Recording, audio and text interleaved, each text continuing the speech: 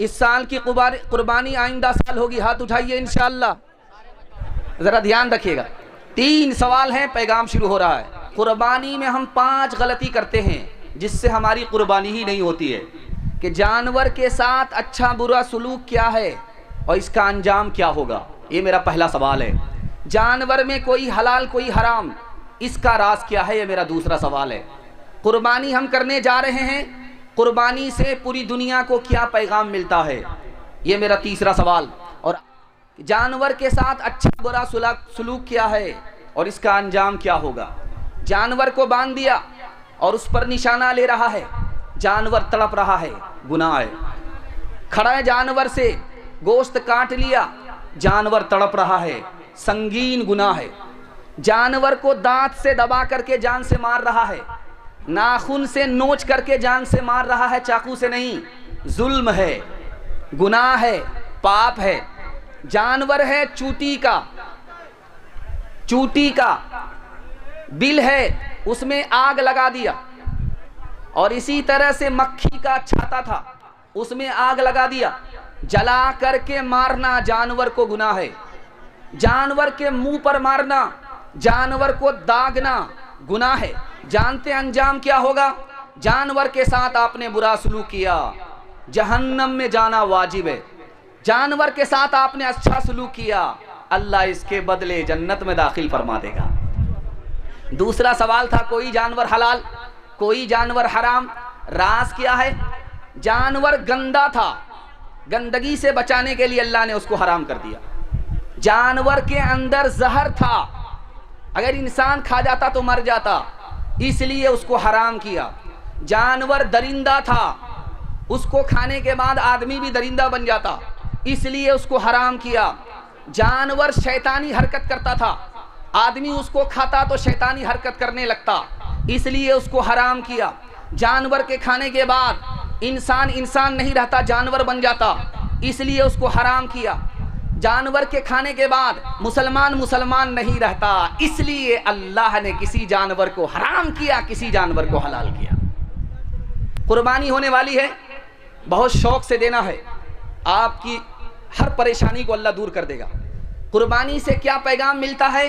पैगाम ये मिलता है, ये जानवर मेरा गुलाम था, मेरे लिए कुर्बान हो गया, और हम अल्लाह के गुलाम हैं। जिस तरह जानवर मेरे लिए कुर्बान हो गया, हम खुदा के लिए कुर्बान हो जाए। आखिरी पैगाम, आखिरी सवाल था, हम कुर्बानी में 5 गलती करते हैं। पहली गलती यह है, जेब में पैसा है नहीं, लोग क्या कहेंगे, मारे शर्म के कुर्बानी कर रहे हैं, कुर्बानी अदा होगी कबूल नहीं होगी। गोश्त खाने के लिए हमने जानवर खरीदा, सवाब की नीयत नहीं है, कुर्बानी का इरादा नहीं है, कुर्बानी बर्बाद हो जाएगी। और जिसके साथ हिस्सा डालेंगे उनका हिस्सा भी बर्बाद हो जाएगा। घर में सब मालदार हैं लेकिन एक ही हिस्सा डाल रहे हैं, एक तरफ तो सवाब मिलेगा, दूसरी तरफ पूरा घर गुनहगार होगा। हमने समझ रखा कि जिंदगी भर के लिए एक ही कुर्बानी है, नहीं, हर साल ज़कात वाजिब होती है, हर साल कुर्बानी वाजिब होती है। आखिरी बात आपको बताने के लिए जा रहा हूं, हिस्सा डालने से पहले गौर से देखिए कि जो हमारे साथ कुर्बानी करने जा रहा है उसका पैसा हलाल है या नहीं है। अगर उसका पैसा हराम आ गया, उसने अपना हिस्सा हराम पैसे से डाला, तो जितने लोग उस जानवर में शरीक रहेंगे किसी की भी कुर्बानी कबूल नहीं होगी। जैसे गिलास है, गिलास में, इस बोतल में पानी भरा हुआ है और एक कतरा अगर इसमें पेशाब का आ जाए, ये पूरा बोतल नापाक हो जाएगा। उसी तरह पूरे जानवर में अगर किसी एक आदमी का पैसा हराम आ गया, किसी की भी कुर्बानी कबूल नहीं होगी। हाथ उठा करके वादा कीजिए, हर साल कुर्बानी होगी, मगर खुदा के लिए जुमा में और रमज़ान में कुर्बान होंगे। हाथ उठाइए इंशाअल्लाह। ये बहुत खूबसूरत पैगाम 3 मिनट का कुर्बानी के हवाले से मुकम्मल करने के लिए जा रहा हूँ। हाथ उठा करके वादा कीजिए, दिल से अल्लाह के लिए कुर्बानी करेंगे। बिल्कुल सीधा हाथ उठाइए इंशाअल्लाह। ध्यान से सुनिएगा। बाप ने ख्वाब देखा, बेटे से कहा, बेटा मैंने ख्वाब देखा कि तुम्हें अपने हाथ से ज़बह कर रहा हूँ, बेटा हो तो ऐसा होनहार हो। कहा अब्बा हुजूर आप भी सच्चे हो, आपका ख्वाब भी सच्चा है, बेटा तैयार है, आप बेटे को अल्लाह के नाम पर कुर्बान कर दो। बाप बड़ा खुश हुआ, कहा अब्बा हुजूर, लेकिन मेरी 4 फरमाइश है। मुझे कुर्बान करने से पहले मेरे हाथ पांव को बांध दीजिएगा, अपनी आंख पर पट्टी बांध लीजिएगा, चाकू को बढ़िया से बेहतर तरीके से तेज कर लीजिएगा, और मेरे चेहरे को आसमान की तरफ नहीं जमीन की तरफ कर दीजिएगा, ताकि सजदे की हालत में आपका बेटा कुर्बान हो जाए। जब मैं कुर्बान हो जाऊं तो मेरे कपड़े को उतार करके मेरी माँ को दे दीजिएगा कि सब्र करो, तेरा बेटा राहे खुदा में कुर्बान होकर कामयाब हो गया। शैतान आया, माँ के पास आया, तुम अपने बेटे को कहाँ भेज रही हो? बच्चे का बाप ज़बह करने के लिए ले जा रहा है। तो माँ ने कहा कहीं ऐसा होता है कि बाप अपने बेटे को ज़बह करता है? का अल्लाह का हुक्म है। का जब अल्लाह का हुक्म है तो एक बेटा क्या 1000 बेटा होता तो राहे खुदा में कुर्बान कर देती। शैतान मायूस हो गया। अब आया बाप के पास, अरे ख्वाब सच्चा भी होता है झूठा भी होता है, उस ख्वाब के चक्कर में अपने इकलौता बेटा को क्यों ज़बह करना चाहते हो? तो बाप ने कहा मैं कहाँ ज़बह कर रहा हूँ, अल्लाह का जो हुक्म मिला है। का जब अल्लाह का हुक्म मिला है तो मैं कौन होता हूँ अल्लाह के हुक्म की मुखालफत करने वाला? शैतान वहां से भागा, बेटे के पास आकर के कहता है कि पता है कि तुम्हारा बाप तुमको कहाँ ले जा रहे हैं? कहा कि अपनी मर्जी से ले जा रहे हैं या खुदा की मर्जी से ले जा रहे हैं? तो शैतान बोला खुदा की मर्जी से। तो मैं कौन होता हूँ खुदा की हुक्म में टांग अड़ाने वाला? हर तरफ से शैतान मायूस हो गया। जब चाकू चलने लगी गर्दन पे तो काट नहीं रही है। हजरत इब्राहिम ने चाकू को हाथ में लेकर के कहा, ए चाकू, तुम्हें नबी हुक्म देता है मेरे बच्चे की गर्दन काटो। तो चाकू की तरफ से जवाब आया, मुझे खुदा हुक्म देता है कि इस्माइल की गर्दन कट नहीं सकती। एक बात को याद रखिए, आपके दिमाग में एक बात आएगा, एक बात आएगी, क्या? लाखों जानवर मुसलमान ज़बह करता है और मुसलमान गरीब हैं, क्यों नहीं उस जानवर को ज़बह न किया जाए, खड़ा जानवर गरीब को दे दिया जाए, गरीब की मदद हो जाएगी। लेकिन याद रखिए, ये कुर्बानी गरीबों की मदद के लिए नहीं है, बल्कि मोहब्बत के इजहार के लिए है। अगर गरीबों की मदद होती तो ज़कात उसके लिए नहीं होती, सदका उसके लिए नहीं होता। गरीबों के लिए ज़कात है, सदका है, कुर्बानी मोहब्बत के इजहार के लिए है। इंशाअल्लाह अल्लाह से हमको मोहब्बत है, हम अपनी जान के बदले जानवर की कुर्बानी करेंगे। जोश के साथ हाथ उठाइए इंशाअल्लाह। इधर बोला के बेटा आज मैंने ख्वाब देखा है, किताबे जिंदगी का एक निराला बाब देखा है। ये देखा है कि मैं खुद आप तुझको ज़ब्ह करता हूँ, खुदा के नाम पर तेरे लहू में हाथ भरता हूँ। कहा फर्जंद ने ए बाप इस्माइल साबिर है, खुदा के हुक्म पर बंदा पे तामील हाजिर है। मगर आँखों में अपनी आप पट्टी बांध लीजिएगा, मेरे हाथों में और पैरों में रस्सी बांध दीजिएगा। मशीयत का मगर दरियाए रहमत जोश में आया कि इस्माइल का एक रोगटा कटने नहीं पाया। ये तात और कुर्बानी हुई मंजूर यज़दानी के जन्नत से ये भेड़ा आ गया है बहर कुर्बानी। खुदा की मेहरबानी, मेरे 3 मिनट का पैगाम आपसे वादा लेना चाहता हूँ। मस्जिद में जनाजे की नमाज होगी, हाथ उठाइए इंशाअल्लाह। खैर, मैं आपको जगह पकड़ा करके छोड़ूंगा, जितना मेरे पास टाइम है आपको मैं जगह पकड़ा करके छोड़ूंगा। अगर आप ठिकाने नहीं लगे तो जनाजा पढ़ा करके जाऊंगा। जरा ध्यान से सुनिएगा, जल्दी से निकल जाएगा।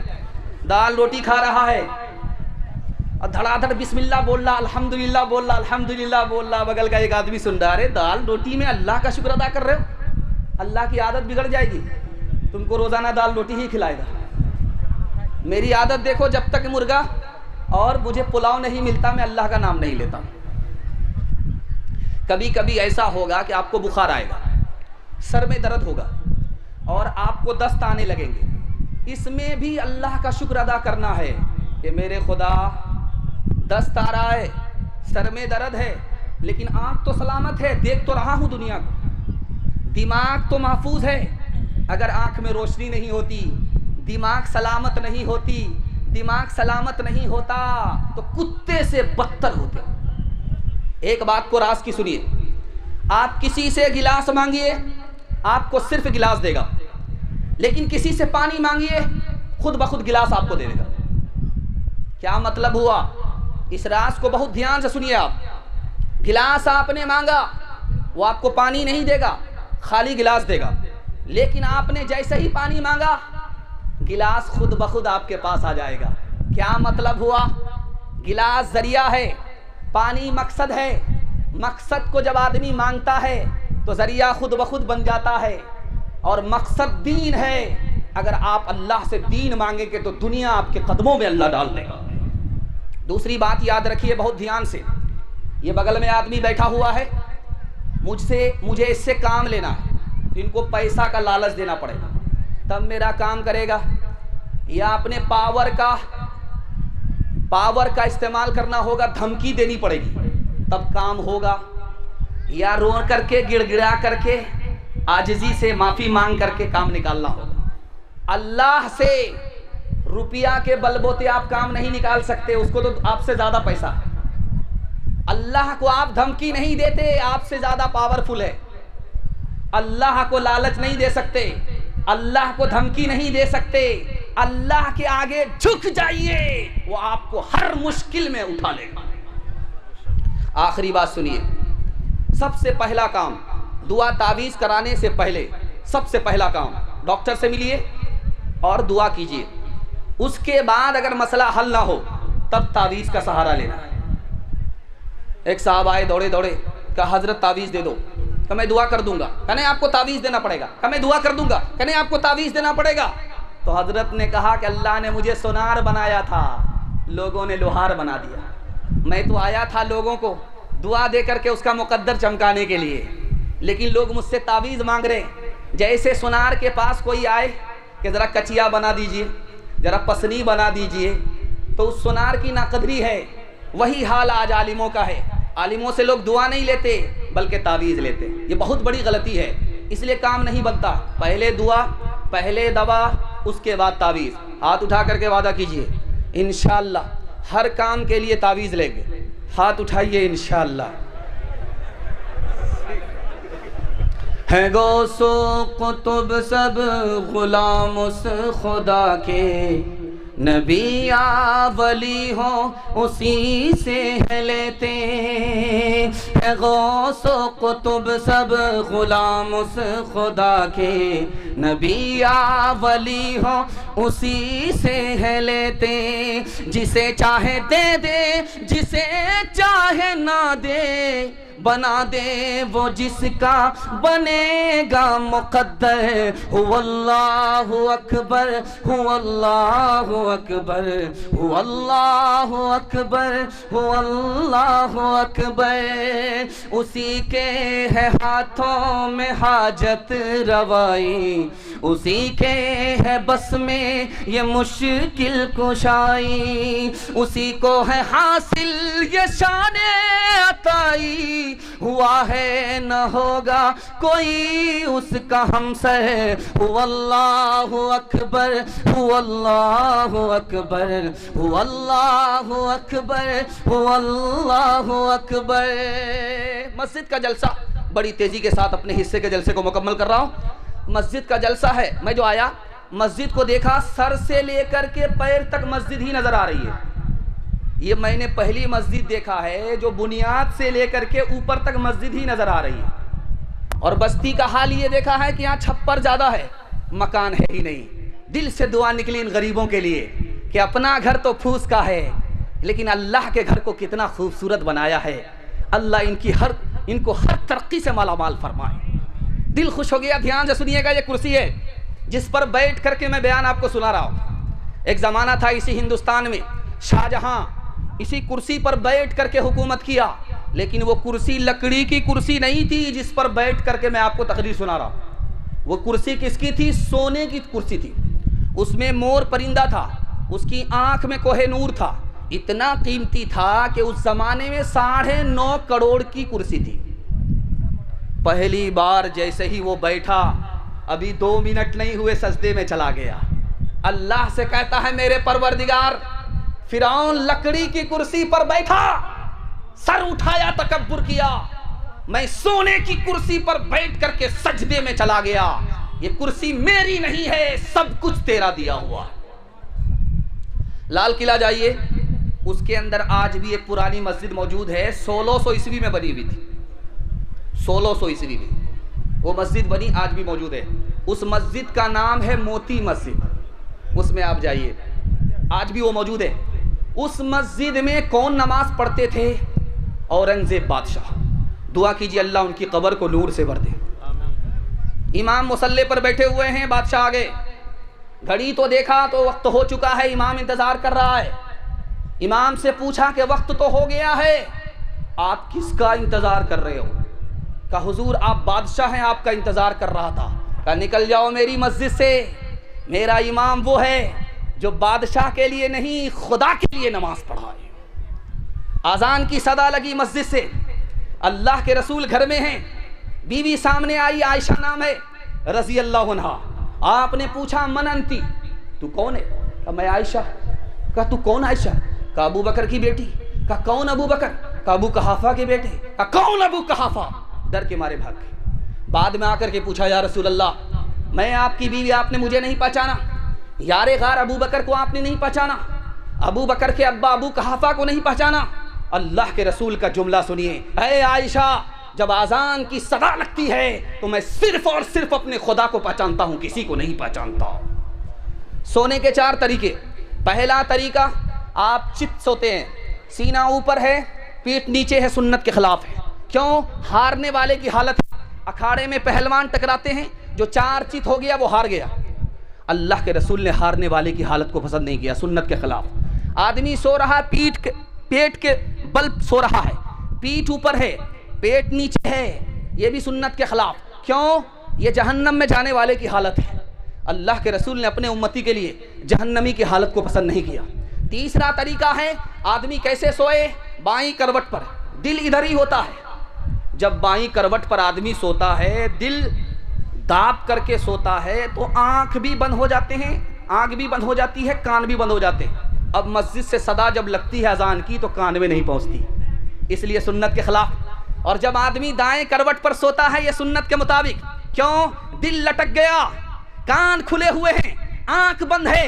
जब मस्जिद से कासिद मौज़िन अल्लाह की सदा लगाता है तो कान में आवाज पहुंच रही है, इसलिए सुन्नत के मुताबिक है।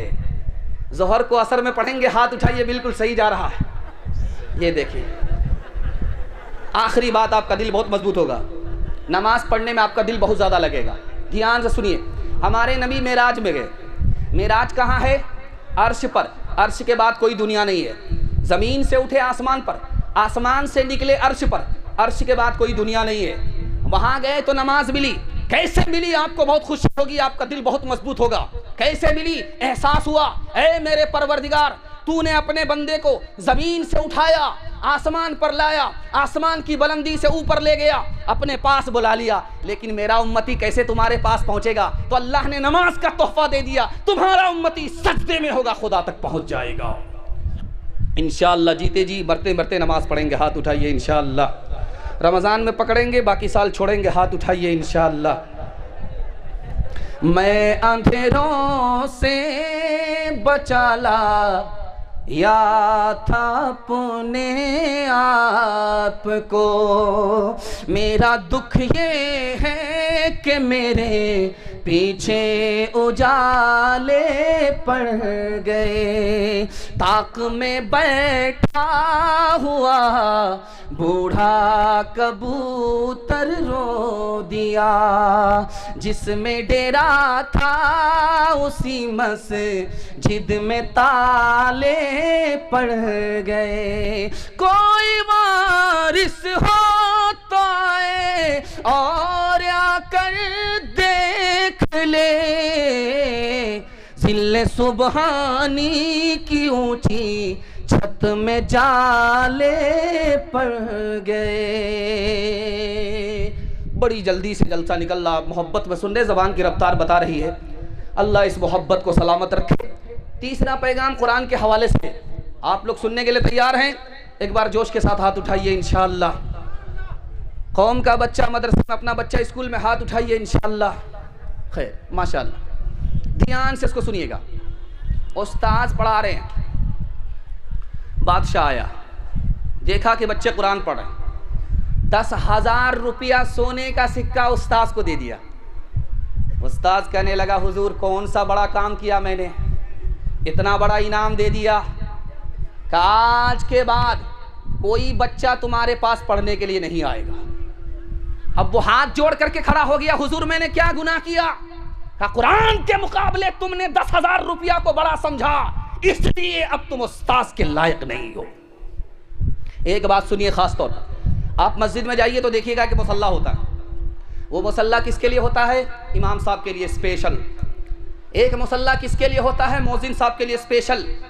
लेकिन उसी ताक पर कुरान रखा हुआ है, किसी के अंदर गिलाफ नहीं है। ये बताइए इमाम बढ़ करके है या कुरान बढ़ करके है? आखिरी बात सुनिए, जरा ध्यान से इसको सुनिएगा, बहुत ध्यान से सुनिएगा। डायरेक्ट अल्लाह से ताल्लुक़ रखने वाली पूरी दुनिया में एक ही चीज़ है, उसके बाद कोई चीज़ नहीं है। यहाँ तक कि काबा जिसकी तरफ हम मुंह करके नमाज पढ़ते हैं, ये भी डायरेक्ट अल्लाह से ताल्लुक़ नहीं रखता है। डायरेक्ट अगर किसी चीज़ का ताल्लुक़ अल्लाह से है तो वो कुरान का है, काबे का भी नहीं है।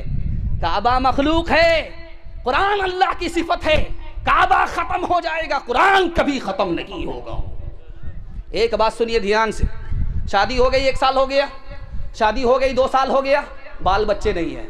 लोगों ने कहा रे तू कैसा जवान है, शादी हो गई कैलेंडर छप ही नहीं रहा है।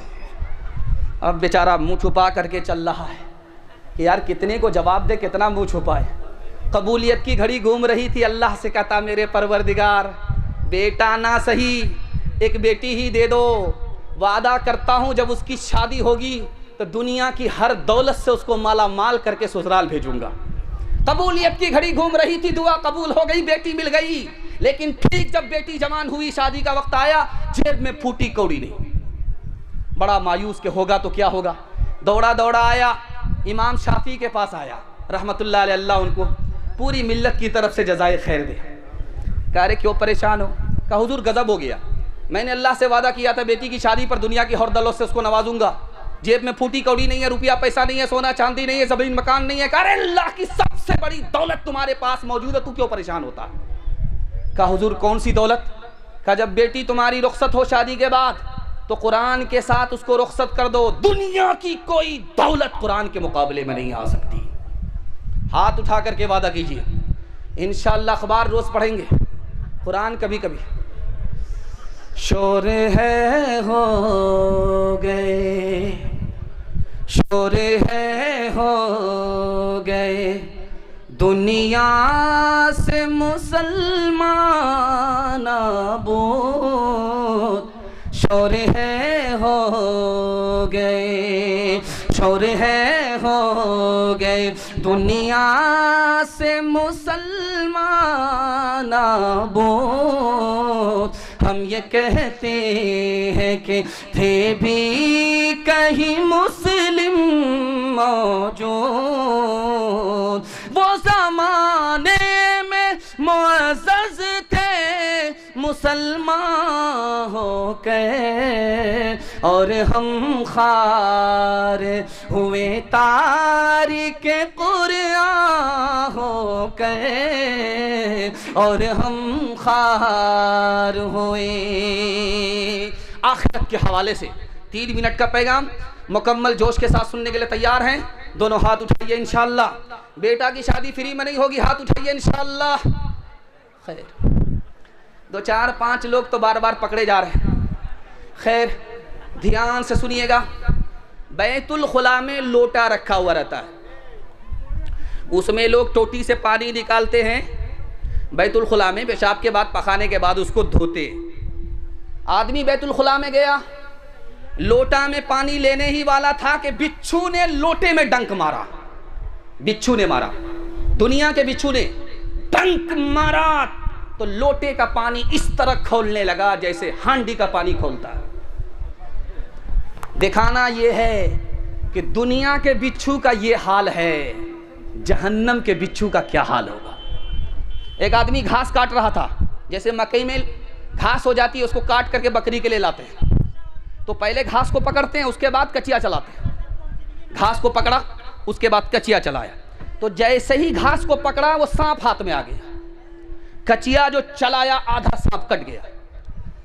अब उसने सोचा, और सांप ने कटते कटते उंगली में काट लिया। वो किसान बड़ा चालाक था, उसने कचिया लेकर के उस उंगली को काट दिया, घर चला आया। सोचा कि सांप ने काटा, उंगली को नहीं काटेंगे जान कट जाएगी, गर्दन कट जाएगी, चला आया। अब उसको क्या खुजली हुई मन में, सोचा वो उंगली जो काटी है जरा देख करके आते हैं। जान बचा करके घर आ गया था, लेकिन अब उसको खुजली हो गई। वो आ गया वापस उस जगह पर जहां पर उसकी उंगली कटी हुई थी, तो देखा इतनी मोटी उंगली फूल करके है, तो लकड़ी लेकर के उसको उघाड़ पुघाड़ शुरू कर दिया। अब क्या था, उस सांप का जहर जो उंगली के अंदर था कटा हुआ, वो उड़ करके उस जख्म पर पहुंचा और आदमी 1 मिनट में फड़खड़ा करके उसी वक्त मर गया। गौर कीजिए, दुनिया के सांप का ये जहर है, जहन्नम के सांप का कैसा जहर होगा। लाल किला के नीचे जबना है, जबना बहती, आज भी बहती है, उस जमाने में भी बहती थी। जबना बह रही है और बगल ही में जबना के सटे हुए कब्रिस्तान है। पानी जब सैलाब का आया तो कब्रिस्तान में घुस गया, कब्र खुल गई तो देखा कि एक जनाजा लेटा हुआ है, उसकी पेशानी पर एक छोटा सा कीड़ा बैठा हुआ है, छोटा सा कीड़ा उसकी पेशानी पर बैठा हुआ है। सारे लोग तमाशाई बन करके देख रहे हैं। धोबी घाट पर कपड़ा धो रहा था, उसको भी शौक हुआ कि मेला ठेला क्यों लगा हुआ है। आया तो देखा अजीब करिश्मा है कि वो कीड़ा जब पेशानी पर डंक मारता है तो पूरी लाश ऐसे कांपती है जैसे किसी को करंट लग गया। अब उस धोबी ने कंकरी उठाई, उस कीड़े को जो मारना चाहा वो उड़ करके इसको काट लेता है, और आग की लहर जैसे बदन में दौड़ती है, दौड़ गई।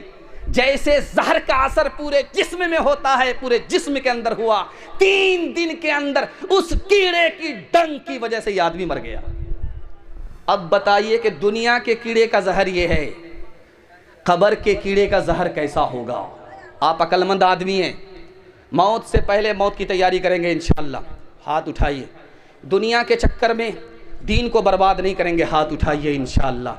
है बुराई जहर काले नाग का, है बुराई जहर काले नाग का, है बुराई एक तो दाग का, है बुराई जहर काले नाग का, है बुराई एक तो दाग का, है बुराई जहर काले नाग का, है बुराई एक तो दाग का, जो गिरेगा उसमें वो जाएगा जल, तेरे कामों के मिलेंगे तुझको फल, आज जो कुछ बोया है काटेगा कल, तेरे कामों के मिलेंगे तुझको फल।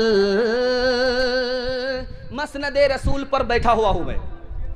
लोग कहते हैं हम गरीब हैं, आपकी गरीबी दूर हो जाएगी, मैं इसकी गारंटी लेता हूं, लेकिन आपको 2 काम करना होगा, कान खोल करके इसको सुन लीजिए। बहुत मुख्तसर में आपको बता रहा हूं, आपको जिंदगी भर ये याद रहेगा। 2 काम आप कीजिए, आपकी गरीबी खत्म हो जाएगी। 1 साल में अल्लाह आपको 10 साल के बराबर तरक्की देगा। करना यह है, हलाल कमाना है, हिसाब से खर्च करना है। 2 काम कीजिए, 1 साल तजर्बा करके देखिए, 1 साल में अल्लाह आपको 10 साल के बराबर तरक्की देगा। दिखाने के लिए जा रहा हूँ, हराम कमाएंगे, आपका कदम हराम की तरफ जाएगा, चाहे आप उठाएं या ना उठाएं वो उधर ही जाएगा। हराम अगर आप कमाएंगे आपको पैसा तो मिलेगा लेकिन सुकून नहीं मिलेगा। हराम कमाएंगे, दुनिया का कोई भी बड़ा काम करना चाहेंगे वो होते होते रुक जाएगा, काम बनते बनते बिगड़ जाएगा। और एक बात हाथ जोड़ करके मैं आपसे कहता हूं, सूद का कोई कारोबार मत कीजिए, सूद मत कमाइए, सूद मत खाइए। जानते हैं 40 साल में आपका ऐसा बेड़ा गर्क होगा कि आप उठ करके सबल नहीं पाएंगे।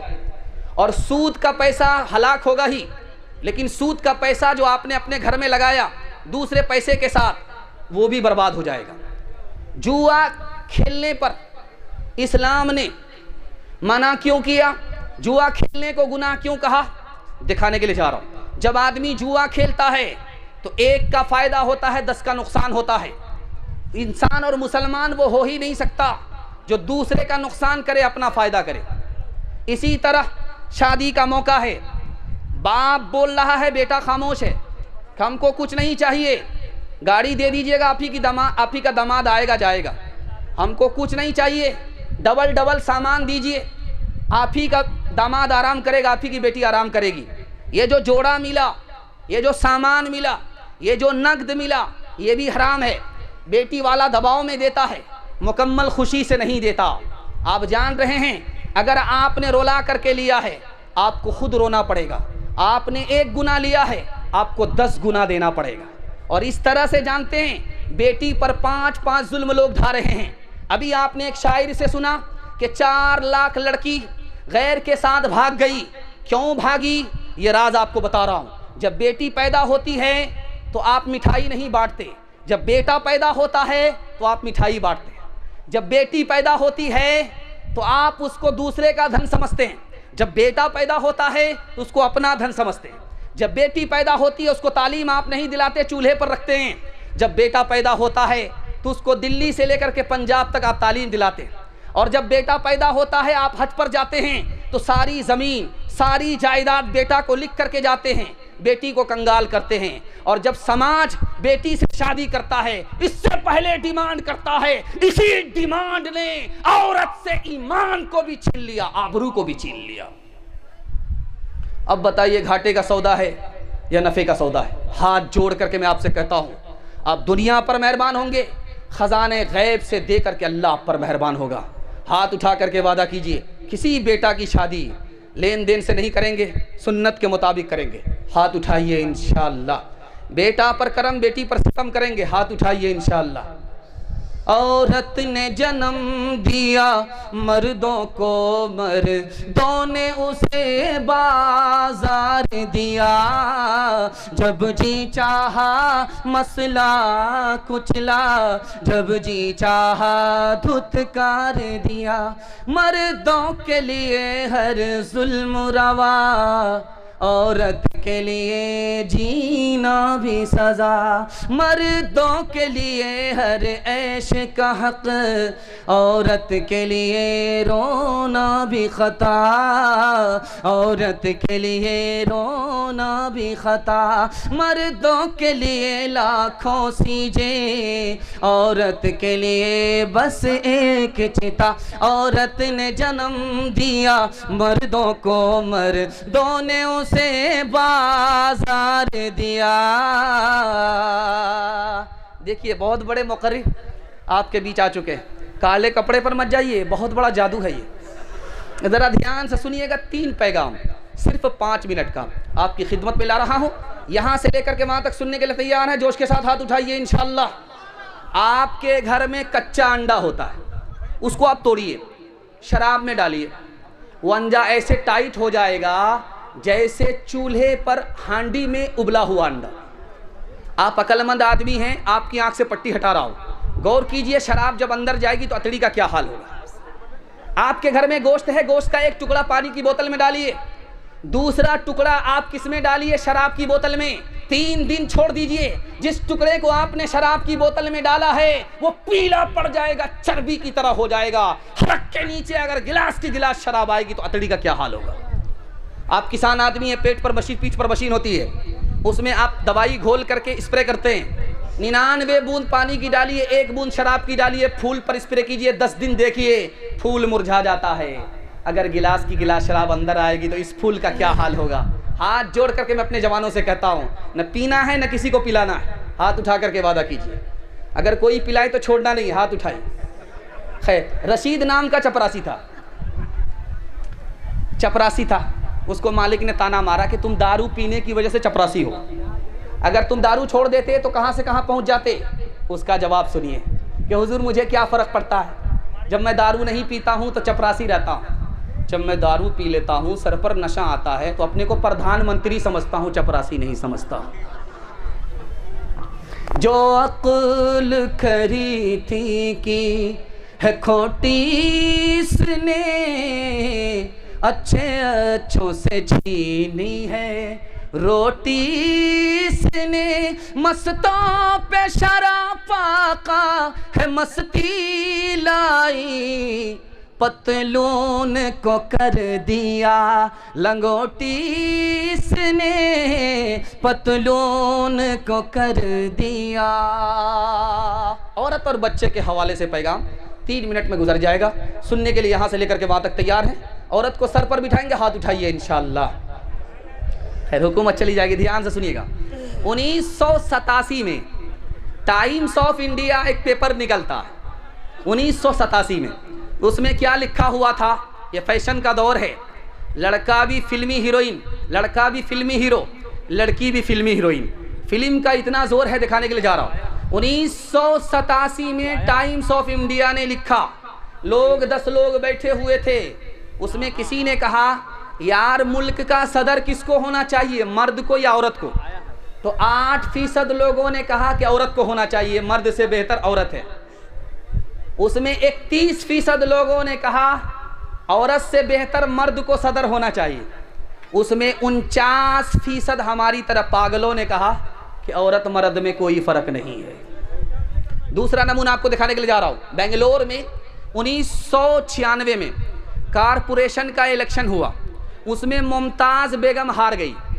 उसने अदालत में जाकर के केस किया, मैं आलिम की वजह से हारी हूँ, आलिम के फतवे की वजह से हारी हूँ। अगर आलिम फतवा नहीं देता कि औरत का खड़ा होना हराम है, मैं हारती नहीं। इसलिए इस आलिम को कड़ी से कड़ी सज़ा होनी चाहिए, इसको 1 लाख का जुर्माना होना चाहिए। तीसरा नमूना आपकी खिदमत पे लेकर के आ रहा हूँ।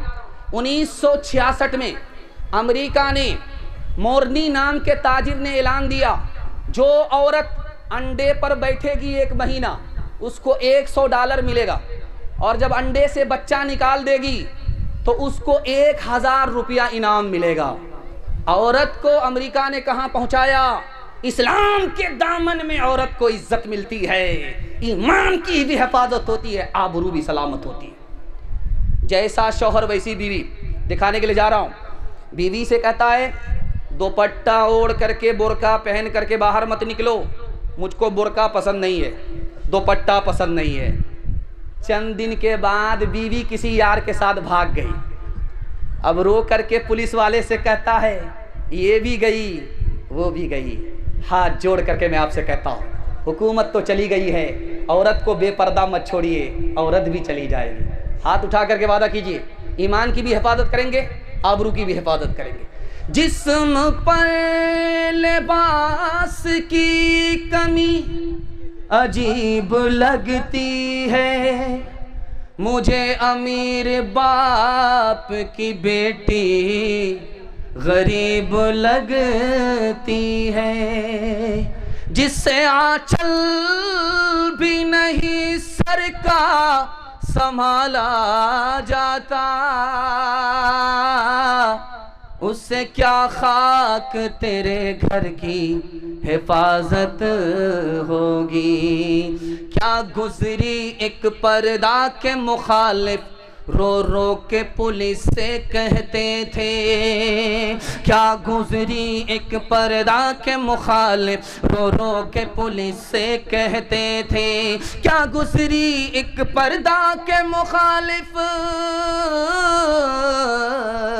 क्या गुजरी एक पर्दा के मुखालिफ। रो रो के पुलिस से कहते थे, औरत भी गई ज़ेवर भी गया, दौलत भी गई इज्जत भी गई। औरत भी गई ज़ेवर भी गया, दौलत भी गई इज्जत भी गई। बस आखिरी पैगाम 3 मिनट का। आप भी सोचेंगे आखिर आखिर करके जनाजा ही उठा देगा। बस आखिरी पैगाम बच्चों के हवाले से सुनने के लिए तैयार है? जोश के साथ हाथ उठाइए। सब काम पहले होगा, निकाह बाद में करेंगे। हाथ उठाइए इंशाअल्लाह। बच्चा कहाँ से मिलेगा? एजेड हो जाएंगे, कोई बेटी वाला बेटा नहीं, बेटी नहीं देगा। ध्यान से सुनिएगा, जल्दी से निकल जाएगा। अपने बच्चे को पहले मुसलमान बनाइए, उसके बाद डॉक्टर, इंजीनियर, प्रोफेसर बनाइए। बड़ा खतरनाक दौर है। बिल्कुल आईना दिखा रहा हूँ, अखबार की सुर्खी दिखाने के लिए जा रहा हूँ। ध्यान से इसको सुनिएगा। एक बच्चे से पूछा, हु इज गॉड? गॉड कौन है, खुदा कौन है? तो कहता है इसमें भी पूछने की बात है। गॉड इज आवर फादर, हमारा बाप ही हमारा खुदा है। बताइए बच्चे का ईमान कहाँ है? दूसरा नमूना आपकी खिदमत पे लेकर के आ रहा हूँ, ध्यान से सुनिएगा। बच्चा जा रहा है, रास्ता चलते हुए स्कूल से पहले घुटने टेक करके बैठ गया, हाथ जोड़ करके प्रणाम कर रहा है हजरत ईसा की मूर्ति को, हजरत मरियम की मूर्ति को। बाप ने पूछा कि ये क्या कर रहे हो? ये काम तो मैं रोज स्कूल में करता हूँ। अब गौर कीजिए, आंख बंद करके हम स्कूल में दाखिल कर देते हैं और हमारा बच्चा वहां से मुशरिक बन करके आता है, हमें खबर ही नहीं है। तीसरे नमूने को ध्यान से सुनिएगा। स्कूल का ही एक बच्चा कहता है, मास्टर साहब सब पर लेक्चर दीजिए, लेकिन मजहब पर हम लेक्चर नहीं सुनना चाहते। कहा क्यों? इसलिए कि मुझको मजहब के नाम से घिन आती है। दादा अंदर गया मस्जिद के, पोता बाहर खड़ा है। इमाम साहब ने कहा कि तुम्हारे दादा ने नमाज पढ़ी, तुमने नमाज क्यों नहीं पढ़ी? कहा मैं किसके लिए नमाज पढ़ूं, मुझे तो नमाज खुदा के बारे ही में शक है। आप सोच रहे हैं कि वो नमाज पढ़ेगा, उसके पास तो ईमान ही नहीं है। हाथ जोड़ करके मैं आपसे कहता हूं, अगर इस हिंदुस्तान में अपने बच्चे को ईमान को बचाना है और अपने बच्चे को मुसलमान बनाना है, तो पहले उसको मकतब मदरसे की तालीम दिलाइए। हाथ उठा करके वादा कीजिए, डॉक्टर बाद में बनेगा, इंजीनियर बाद में बनेगा, पहले मुसलमान बनेगा। हाथ उठाइए इंशाअल्लाह। खुश तो हैं हम भी जवानों की तरक्की से, मगर लब खंदा से निकल जाती है फरियाद भी साथ। हम समझते थे कि लाएगी फरागत तालीम, क्या खबर थी कि चला आएगा इल्हाद भी साथ। क्या खबर थी कि मेरे खुदा भूलता है कोई अपनी इंतहा और इब्तिदा। याद है वो दौर भी तुझको कि जब तू खाक था, किसने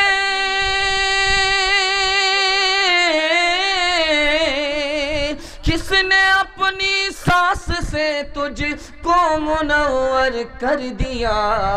कब तक आखिर अपने रब की नेमतें झुटलाएगा?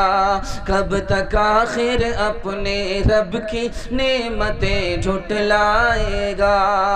फूल में खुशबू भरी जंगल की बोटी में दवा, बहर से मोती निकाले साफ रोशन खुशनुमा, आग से शोला निकाला अब्र से आबे सफा। किससे हो सकता है, किससे हो सकता है उसकी बख्शिशों का हक अदा? कब तक आखिर अपने रब की नेमतें झुटलाएगा? कब तक आखिर अपने रब की नेमतें झुटलाएगा? बड़ा खूबसूरत जलसा।